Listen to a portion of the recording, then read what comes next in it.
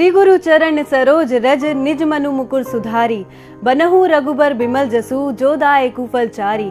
बुद्धिहीन तनु जानिके सुमरो पवन कुमार, बल बुद्धि विद्या देव मोहि हरेहु कलेश विकार। नमस्कार, स्वागत है आपका। मैं हूँ यति सिंह। राम भक्त हनुमान को महाबली माना जाता है, जो अजर हैं और अमर हैं। ये सब जानते हैं कि हनुमान जी भगवान शंकर का अवतार हैं। पवन पुत्र हनुमान जी के कुछ अनजान रहस्य जानकर आप यकीनन चौंक जाएंगे। हनुमान जी के बिना रामायण कभी पूर्ण नहीं मानी जाती। रामायण में राम और रावण युद्ध में हनुमान जी ही केवल एकमात्र ऐसे योद्धा थे जिन्हें कोई भी किसी प्रकार से क्षति नहीं पहुंचा पाया था। हम आपको पवन पुत्र के बारे में कुछ ऐसी बातें बताने जा रहे हैं जिनके बारे में शायद आप जानते होंगे। इन बातों को जानकर आपको हैरानी तो जरूर होगी। आइए जानते हैं इन रहस्यों के बारे में। कौन थे पवन पुत्र हनुमान के गुरु? यूं तो हनुमान जी ने कई गुरुओं से शिक्षा ग्रहण की थी, जैसे सूर्य, नारद मुनि, लेकिन इनके अलावा उन्होंने ऋषि मातंग से भी शिक्षा ग्रहण की थी। ऋषि मातंग सबरी के भी गुरु थे और ऐसा माना जाता है कि हनुमान जी का जन्म भी ऋषि मातंग के आश्रम में ही हुआ था। मातंग ऋषि के आश्रम में माता दुर्गा की कृपा से जिस कन्या ने जन्म लिया था उसका नाम देवी मातंगी पड़ा। देवी मातंगी सभी 10 विद्याओं में से एक हैं। जब पुरुषोत्तम श्री राम से लड़ने चले थे हनुमान, आपको जानकर हैरानी होगी, लेकिन ये सच है। हनुमान जी और श्री राम के बीच एक बार युद्ध भी हुआ था। गुरु विश्वामित्र ने श्री राम को राजा ययाति का वध करने का आदेश दिया। राजा ययाति अपने प्राण की रक्षा के लिए हनुमान जी की माता यानी अंजनी के शरण में गए थे तथा उनके द्वारा हनुमान जी से ये प्रण करवाया कि वे राजा ययाति की श्री राम से रक्षा करेंगे। माता के आदेश पर हनुमान जी प्रभु राम से राजा ययाति की रक्षा करने पहुंच गए।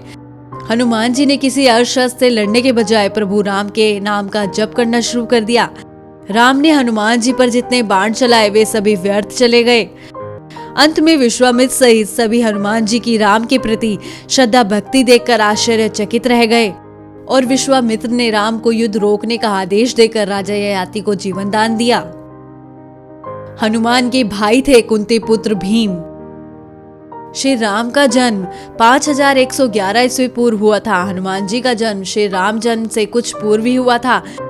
इसी तरह श्री कृष्ण का जन्म 3112 ईस्वी पूर्व हुआ था। इस मान से भीम का जन्म भी श्री कृष्ण के जन्म के कुछ बाद ही हुआ था। हनुमान जी और भीम के जन्म में लगभग 2002 वर्षों का अंतर पाया जाता है।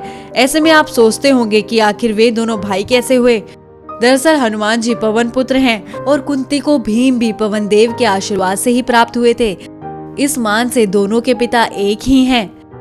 इस तरह से भीम को पवन पुत्र कहा जाता है। वे दोनों अत्यधिक शक्तिशाली थे। कहा जाता है कि भीम के पास 1000 हाथियों का बल था। महाभारत काल में उनके समान शक्तिशाली योद्धा उनके पास सिर्फ उनका पुत्र था। माँ जगदम्बा के अनन्य भक्त थे हनुमान। भगवान राम जी के समान हनुमान जी भी माँ जगदम्बा के अनन्य भक्त थे। हनुमान जी सदैव माँ जगदम्बा के आगे आगे उनकी सेवा के लिए चलते थे तथा माँ जगदम्बा के पीछे भैरव उनकी सेवा के लिए उनके पीछे रहते थे। यही वजह है कि हर मंदिर जहाँ माता की प्रतिमा विद्यमान होती है वहाँ बजरंग बली की प्रतिमा भी अवश्य होती है। कहीं कहीं पर पवन पुत्र की गाथा माँ वैष्णो देवी से भी जोड़ी जाती है। रावण को पराजय का करना पड़ा सामना। शास्त्रों के अनुसार कहा जाता है कि माँ जगदम्बा को प्रसन्न करने के लिए और राम के साथ युद्ध में विजय प्राप्ति के लिए यज्ञ करवाया गया, जिसके लिए उसने उस यज्ञ में बहुत कुछ उच्च कोटि के ब्राह्मणों को बुलवाया।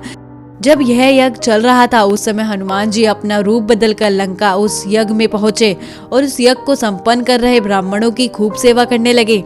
जब हनुमान जी से प्रसन्न होकर ब्राह्मणों ने उनसे वरदान मांगने को कहा तो उन्होंने मंत्र में एक शब्द बदलवा दिया। ब्राह्मणों द्वारा पढ़े गए गलत मंत्रों के कारण देवी रुष्ट हुई और राम रावण युद्ध में रावण को पराजय का सामना करना पड़ा।